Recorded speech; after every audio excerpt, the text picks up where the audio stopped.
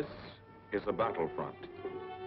A battlefront like no other in the long history of mankind's wars. This is an air front.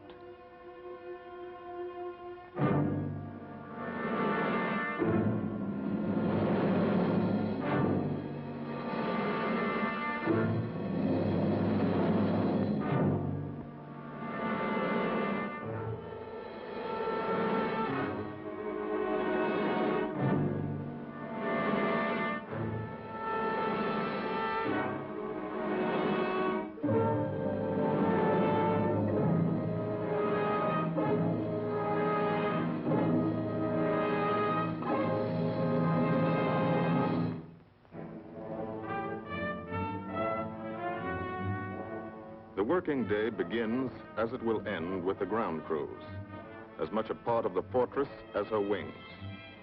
If you're a mechanic, you've got your own bomber. You get attached to it. But you know when your ship goes out on a mission, you may never see it again. So you do your work as well as it can be done, perfectly. Because you wouldn't want anything to go wrong that would be your fault.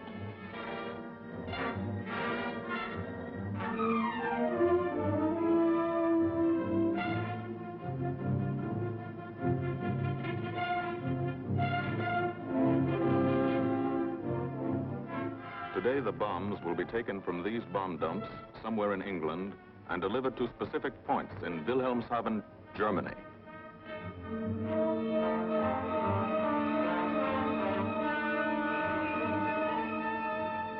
To deliver them is the job of the 8th Bomber Command, just a hauling job, yet one of the most difficult and complicated of military operations.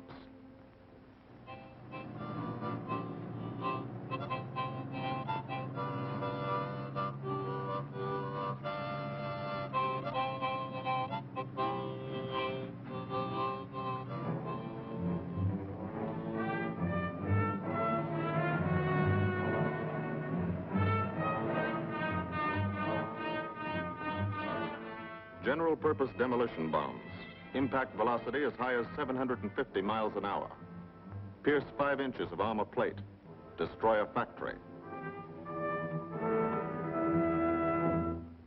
Briefing at 0800. Pilots, bombardiers, and navigators take their places.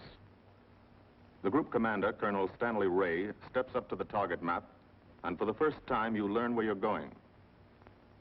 Sometimes your face turns white when you find out. Sometimes the feeling you won't come back tightens your insides. Not so long ago, you were sitting like this in a college or high school classroom, not listening too hard, perhaps even a little sleepy. But you listen here. And as you listen, you don't have time to think of yourself. Fear fades. You concentrate on the mission. Type of formation, assembly point, 0 hour, route to target, weather, enemy fighters, enemy flak. Route back home. If forced down in enemy territory, destroy equipment.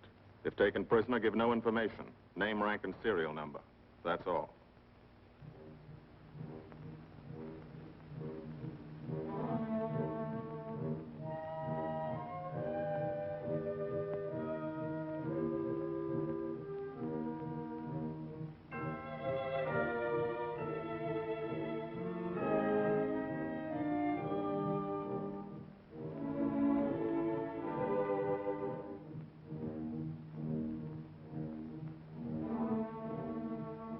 These are the passengers with one-way tickets. And this is the crew of the Memphis Belle, 324th Squadron, 91st Heavy Bombardment Group. Just one plane and one crew in one squadron, in one group, of one wing, of one Air Force, out of 15 United States Army Air Forces. Well, fellas, we've never had an easy ride over there yet. And today won't be any different. No escort except unfriendly. So keep your eyes peeled. Don't get excited and yell when you're talking on the intercom. Save your ammunition and make your shots count. And let me know what goes on back there, Quinlan. Yes, sir. Stay on the ball, gang, and she'll bring us back like she's always done. Okay? Let's go.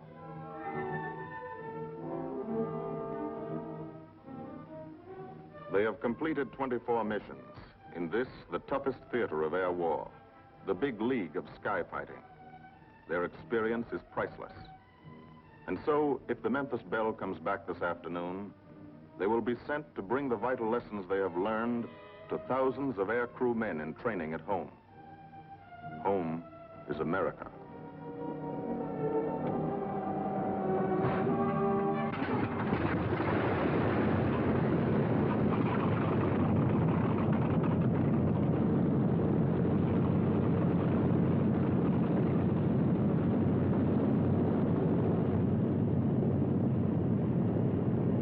This is a battlefront, like no other in this or any war.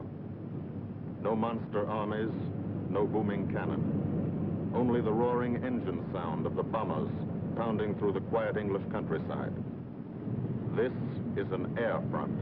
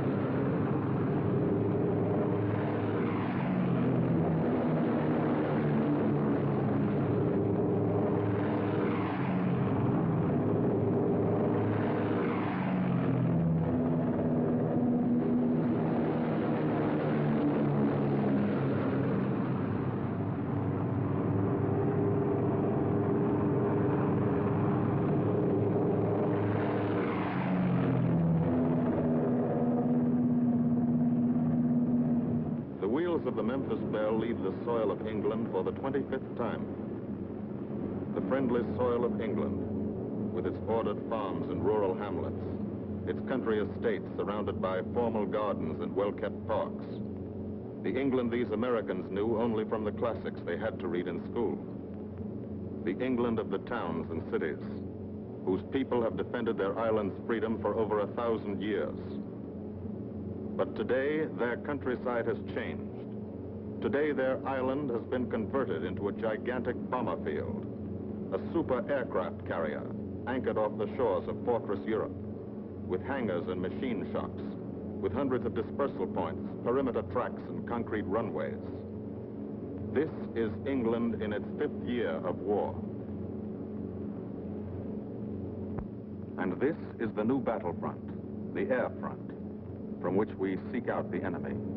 Not his infantry or his artillery, not his panzer divisions, but the greater menace, the industrial heart of his nation, the foundation on which the Nazi Empire and its armies stand, the power behind the German lust for conquest.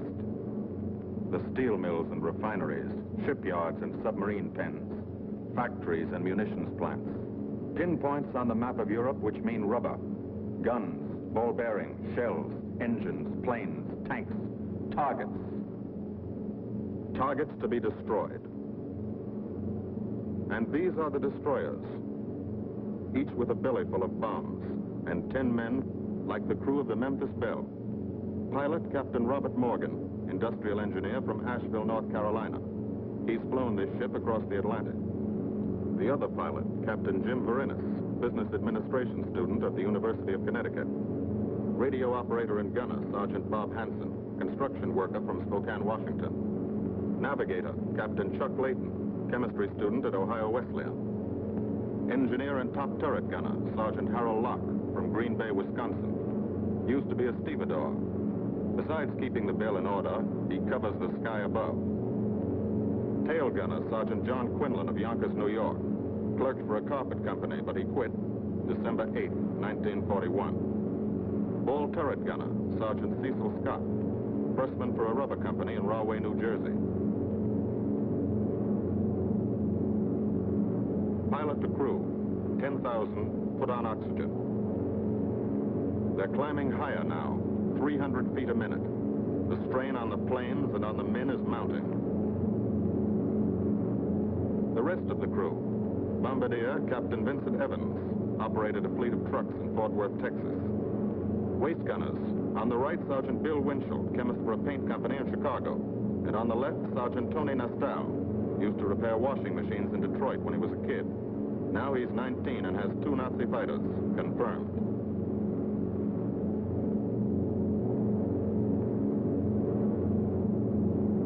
It takes all of a pilot's strength to keep a 30-ton fortress in tight formation. But the formation is the bomber's best defense against enemy fighters. The planes are deployed to uncover every gun, stepped up and down, echelon to the right and left, arranged to overcome the danger of gunners firing into friendly ships, arranged so concentrated cones of fire from the caliber 50 machine guns cover the sky for 1,000 yards in every direction.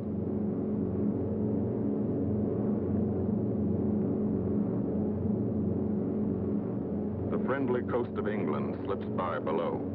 It doesn't look like much now, but in a few hours when you come back, if you come back, this will be the most beautiful view in the world. Higher and higher, climbing to reach your best operational altitude, 25,000 feet, 5 miles straight up.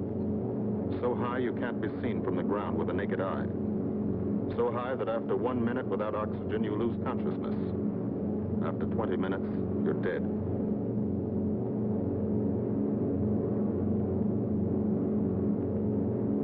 From now to the target, you go about your routine duties, plot your course, check your equipment, and wait, and think.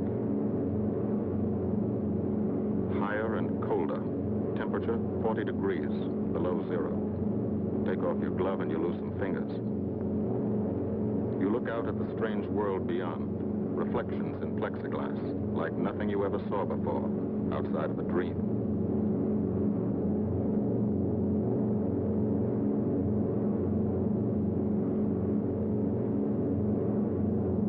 Higher and higher into the lifeless stratosphere, until the exhaust of the engines mixing with the cold, thin air condenses and streams the heavens with vapor trails.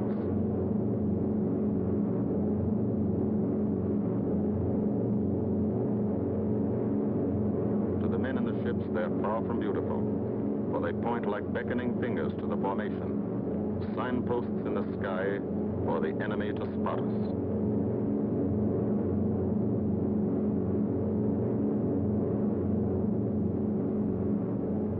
For these bombers to accomplish their mission, a plan is needed. Carefully worked out, timed to the minute. The job is to bomb Wilhelmshaven effectively and economically. The enemy is strong, skillful, determined to stop us. Here are his defenses. Airdromes, well dispersed. Each plane indicates a stopo or squadron of fighters. Heavy anti-aircraft, highly trained and accurate, all along the coast and defending his vital installations. Radar to warn him of our coming. Here is our plan to divide his defenses and weaken his opposition.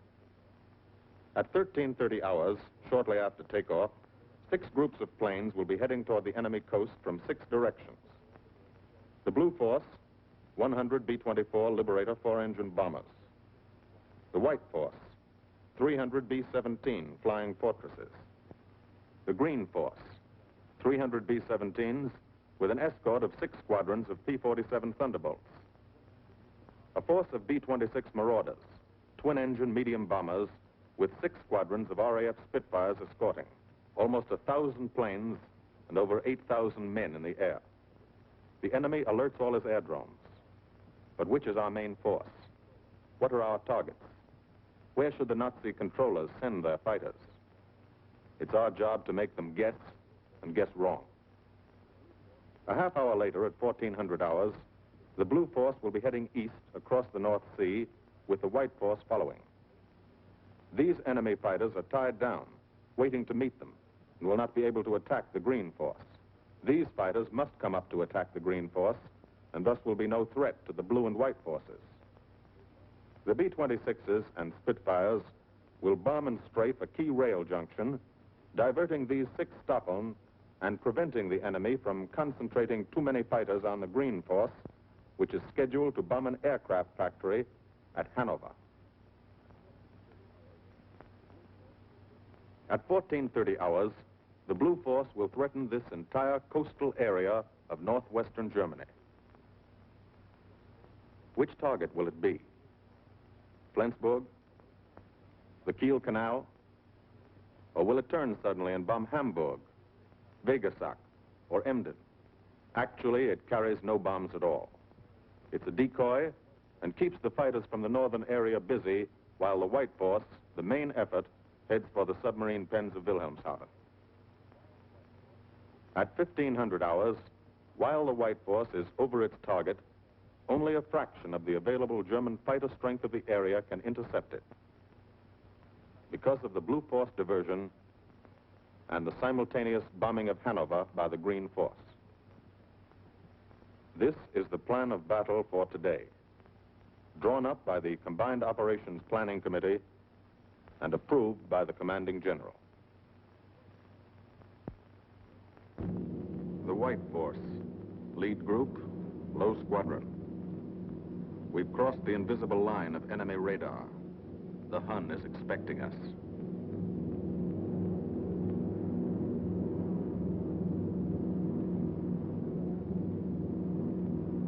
Steel helmets go on. Watchful eyes strain. Tight formations are held tighter still.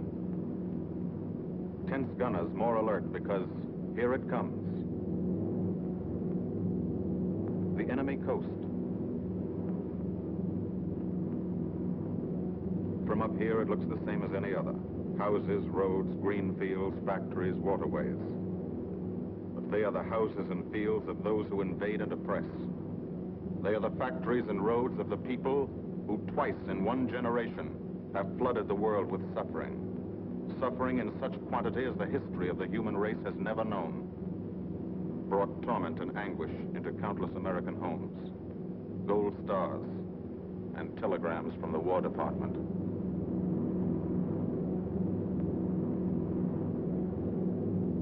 The first plaque, just harmless-looking, silent puffs of smoke. Only each puff is a shell exploding, throwing shrapnel around the sky.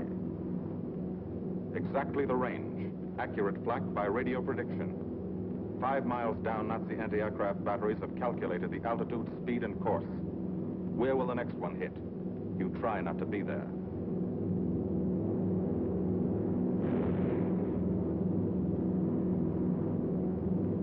The docks and submarine pens of Wilhelmshaven. Approach to the target starts. No smoke screen can protect it.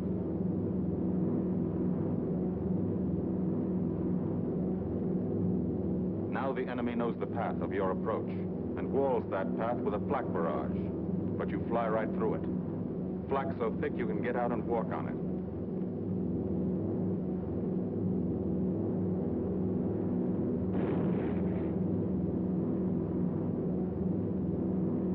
Morgan changes course every 15 seconds, evasive action to confuse the flak batteries.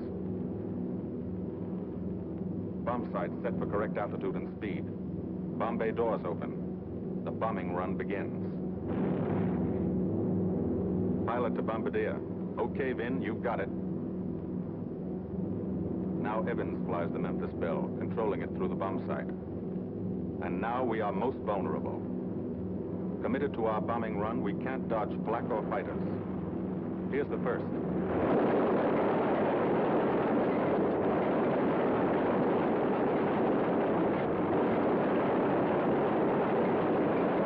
Top turret fires at him. Evans must ignore the battle.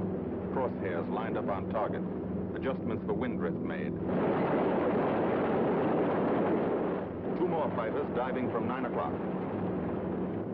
Flak now has the range too. They've hit this fort, but he keeps on his bombing run.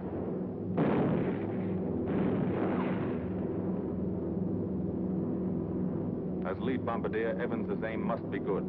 Every other ship in the group will drop its bombs when he drops his. Now, one pointer on the bomb site moves toward another stationary pointer. The instant they touch, bombs will release.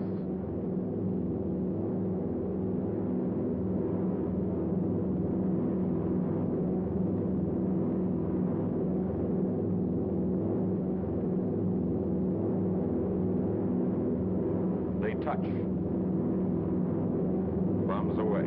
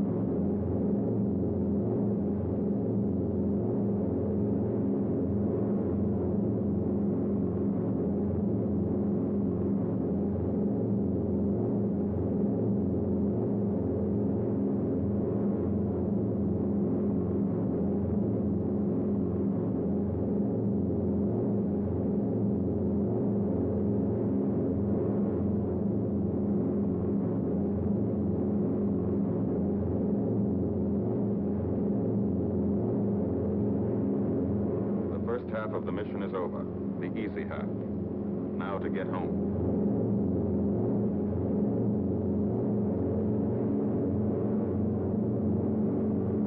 The flak stops. That means fighters out there somewhere. A staffer lurking behind that cloud, or hiding up in the sun where the glare blinds you and you can't see them, waiting to dive down on you. Fighters at 6 o'clock. This is what a gunner sees. A speck in the sky. That's a fighter. And then a blink. That means he's firing at you. 2,300 rounds a minute.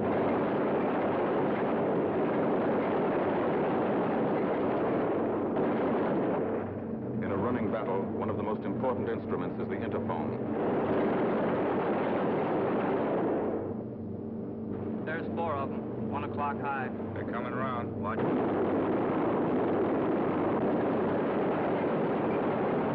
Fighters, 6 o'clock up, coming in, diving out, Chief. B-17 in trouble out of 2 o'clock, watching. Got an engine on fire.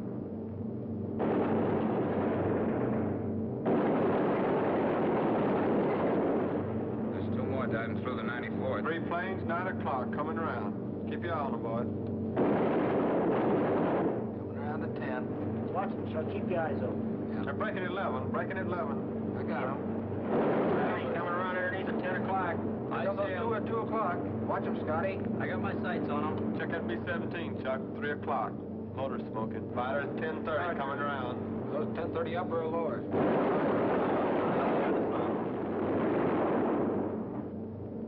B-17 out of control at 3 o'clock.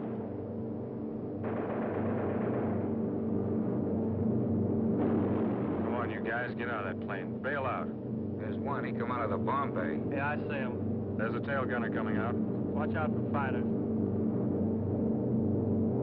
Keep your eye on them, Bill. See any parachutes, Quinlan? 2 parachutes. So black at 9 o'clock. 8 men still in that B-17. Come on, the rest of you guys. Get out of there. Come on, bail. So far, there's 3 more shoots. Flak, 11 o'clock. Fighters, 6 Heavy o'clock. 109 at 3 o'clock. Keep after him, would you? I see him. I'm on him. Come on, you son of a bitch.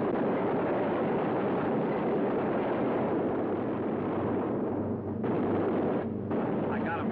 Quinlan, confirm that fighter. He got intercom, Chief. Look, he's bailing out. Damn it, don't yell on that intercom. Fighters, 10 o'clock. Watch those 2 and 12 men. They're coming in. They're coming in, Scotty.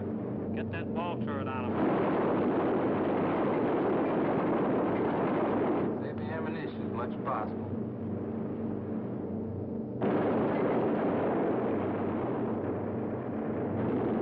Watch that fighter coming in at 3 o'clock. He's coming in a half roll. Pull her up, Chief. Pull her up. Hurry.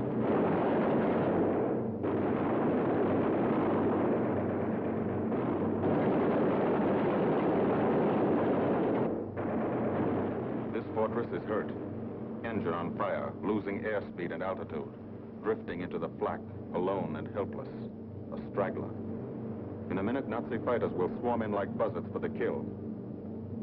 You can watch, but you can't go down to help. You keep your formation.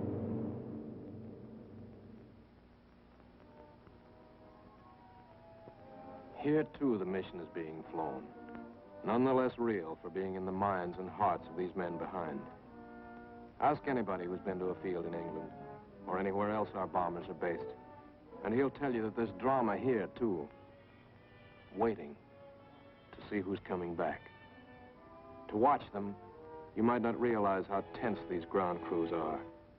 But they are tense, and plenty worried. In Air Force talk, this waiting is known as sweating out the mission. These men know the flight plan. Their watches told them when the bombers were running into enemy flak, when they were over the target, when they left the enemy coast. And now their watches tell them the bombers should be nearing the field. Every ear strains for the first sound of the engines. And then somebody hears them. And somebody sees the first faint specks in the distant sky.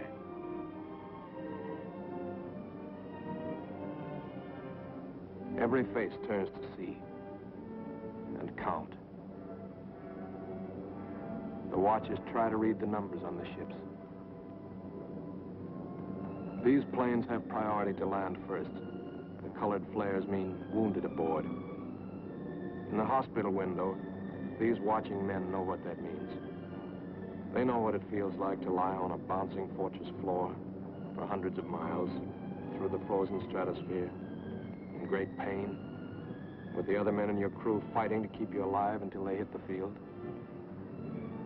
The field. Home. It'll be okay then, because there'll be medical care, the best, as soon as the wheels of your plane stop rolling.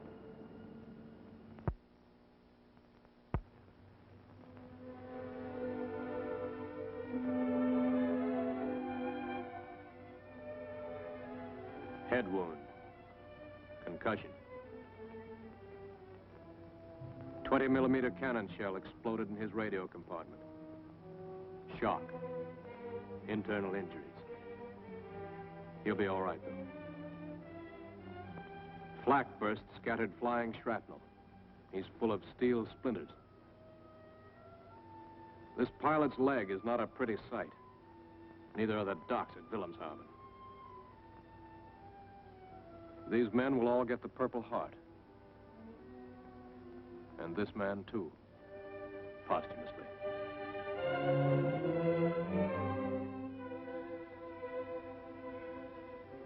A transfusion right in the plane.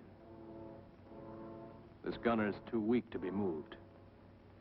The new life-giving blood flowing into his veins might be the blood of a high school girl in Des Moines, a miner in Alabama, a movie star in Hollywood, or it might be your blood, whosever it is.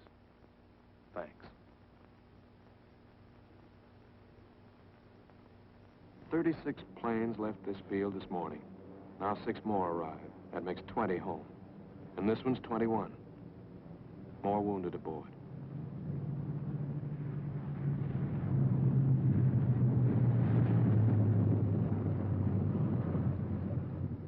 .22, coming in with his left inboard engine dead.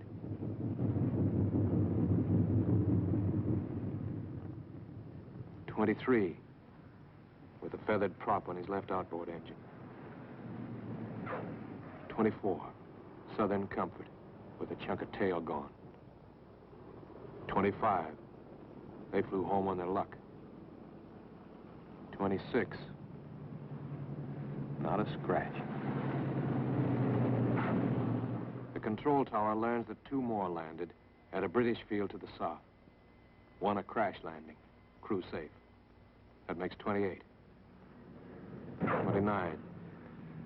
A rough landing, but her pilot's badly hurt. It's a wonder he brought her back at all.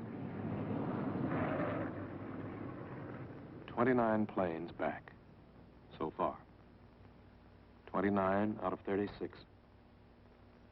Our losses were heavy, but the enemy's were far heavier.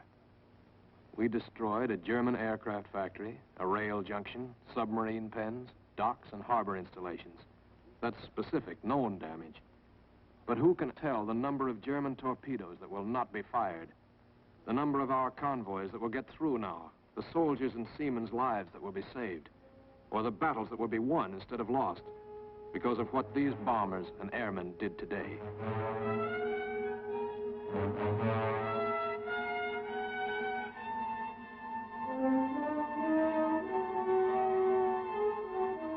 Pilot and tail gunner.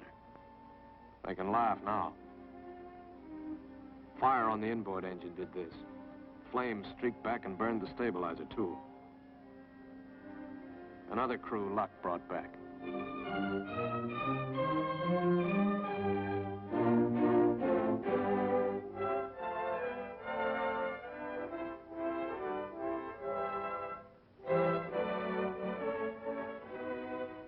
Here's old Bill.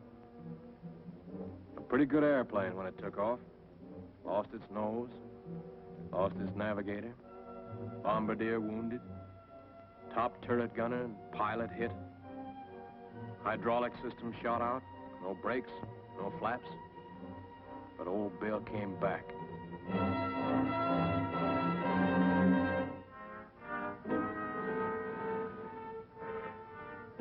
Now, among the returned crew members, talk flows like a river, talking out every detail of the mission. These are the faces of combat, faces of Americans who have watched their comrades die, faces that can never forget the enemy, and they're in no mood to have their picture taken.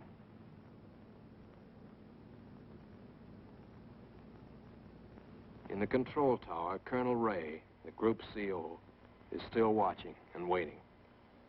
And then he spots the last flight. 3 more planes. And one of them is the ship everyone has been pulling for. The Memphis Belle. The last few miles of this trip have been a joyride. The strain is over. They can leave their guns now. Now they know they're going to go home. To Spokane, Green Bay, Asheville, Detroit, Chicago, Fort Worth, and Yonkers.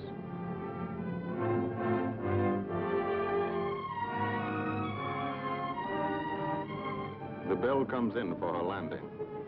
But first Morgan buzzes the field, cuts the grass with the giant fortress. It's against the rules, but this is a special occasion.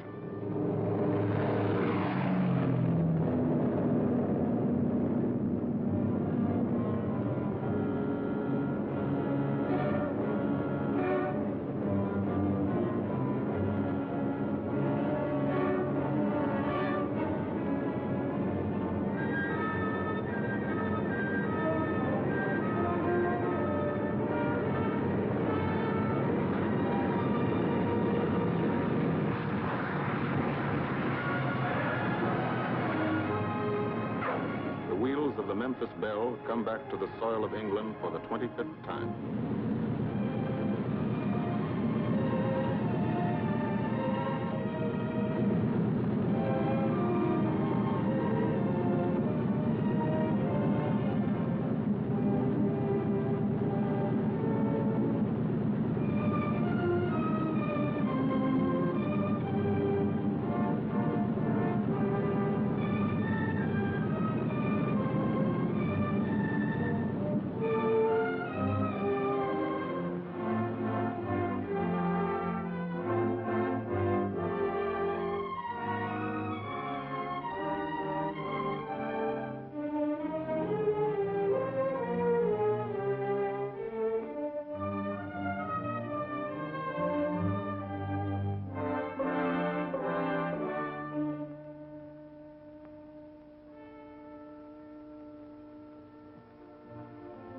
This is a day they will never forget.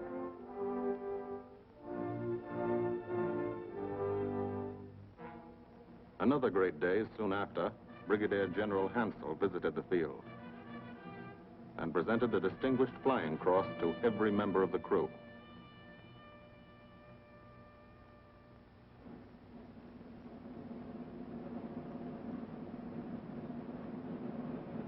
And then there was another day.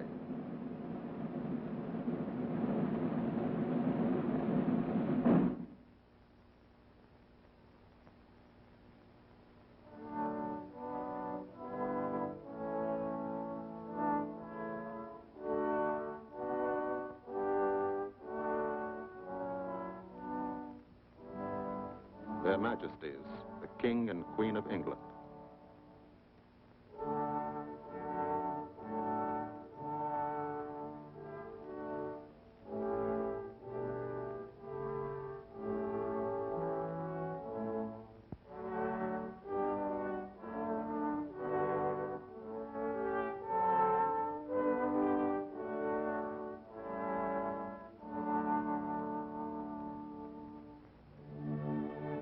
Johnny Quinlan never thought anything like this would happen to him when he left Yonkers.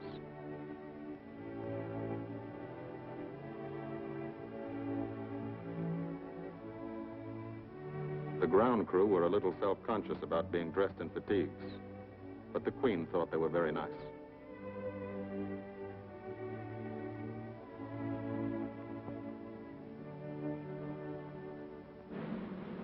Finally, two more visitors came. General Acre, commanding the 8th Air Force, and General Devers, U.S. commander of the European Theater. The Belle crew received them in flying clothes, as General Acre read the order for what he called their 26th and most important mission. Return to America to train new crews and to tell the people what we're doing here. To thank them for their help and support and tell them to keep it up so we can keep it up. So we can bomb the enemy again and again and again until he has had enough. And then we can all come home.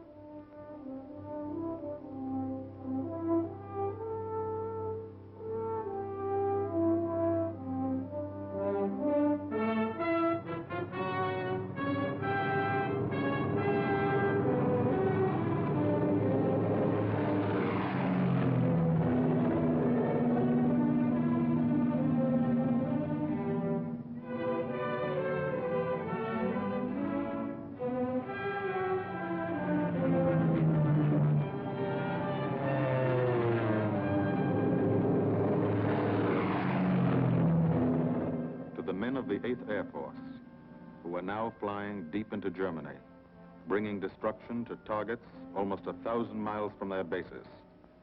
Destruction like this.